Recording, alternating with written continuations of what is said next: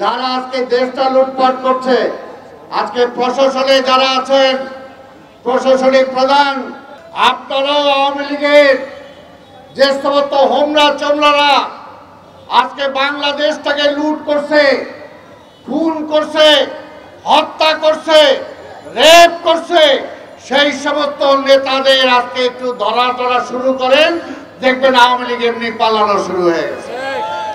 তাদেরকে ধরেন। বেনজিরের বিরুদ্ধে এখনো কেন ওয়ারেন্ট দেওয়া হয় নাই, কেন মামলা দেওয়া হয় নাই, আমরা জানতে চাই।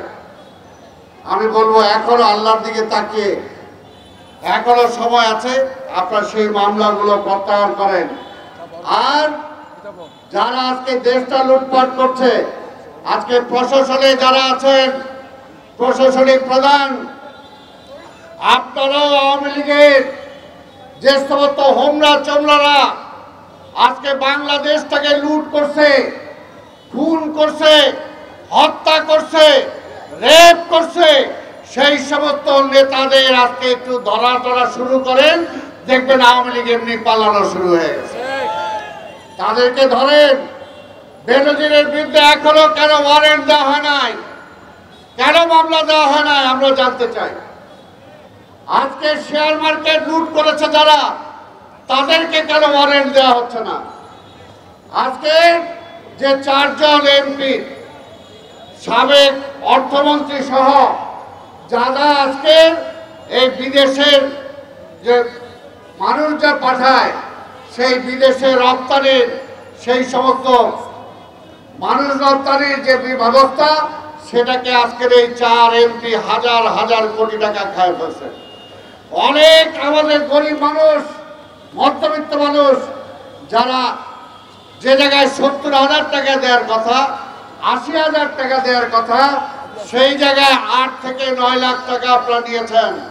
কাজে পুলিশ ভাইদেরকে বলবো, বিচারক, মহান বিচারক যারা আছেন তাদেরকে বলবো, আল্লাহর রাস্তায় তাদের বিরুদ্ধে গ্রেফতারি পরোয়ানা জারি করেন, সেই টাকা উদ্ধারের ব্যবস্থা করেন।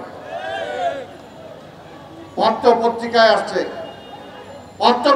আসছে এই ইসলামী ব্যাংক কারা লুট করলো, অন্যান্য ব্যাংকগুলো কারা লুটপাট করে খাইলো।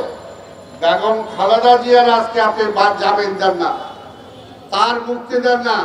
বেগম খালেদা জিয়ার অপরাধ, বিদেশ থেকে একটা দাতব্য তহবিলের 2 কোটি টাকা আসছিল, সেটা অ্যাকাউন্টে এখন 6 কোটি টাকার উপরে হয়ে গেছে।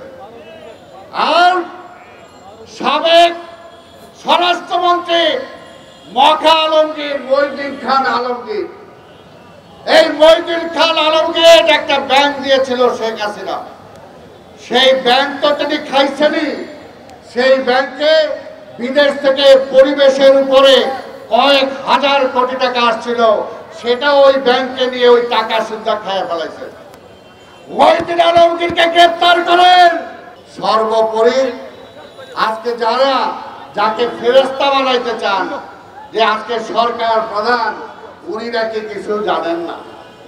আমরা 111-এর সময় ওবায়দুল কাদের আপনার স্টেটমেন্ট দেখছি, আজকে শেখ সেলিম আপনার স্টেটমেন্ট দেখছি, আপনারা নিজেরা স্বীকারোক্তি দিচ্ছেন যে কিভাবে আপনার নেত্রীর কাছে বস্তা বস্তা টাকা আপনারা নিয়ে দিচ্ছেন।